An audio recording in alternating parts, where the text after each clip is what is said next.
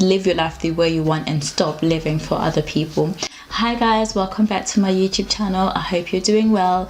If you haven't already, please subscribe, comment, like and share this video if you enjoy it, and let's get right into it. So today's video is all about living your life and making sure that you're living for yourself. Make sure that you're living the life you want, the life that you design, the life that you've always envisioned and dreamed of, and that you're not swayed by other people's opinions.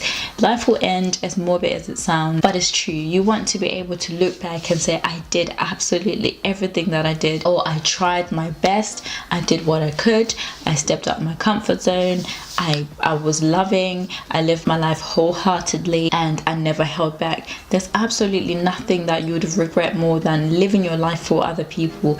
If you live your life for other people, that means you're doing things because you think other people would approve of them. You're doing things because you think that's what is seen as socially cool. You're doing things because that's what is the norm.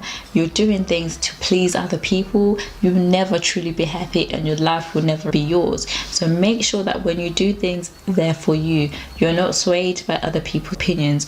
If you're coming from a family where they all have successful careers, they're all doctors, lawyers, you know, the general, usual, idealistic careers, and maybe you want to be an artist, that might be looked down on in your family, in your generation, because they feel like people never really go far with that, because they're not used to that type of lifestyle. They're not used to someone aspiring for something different. You have to live your life for you. If you want to be an artist in a family full of doctors, if you want to be in fashion in a family full of, you know, doctors, lawyers, by all means, you have to live for you. You will be so miserable trying to become a lawyer, doing your all to be a lawyer just to please other people, because guess what? If you do become that lawyer that people want you to be, they'll always tell you it's not enough. They'll always tell you you need to be better.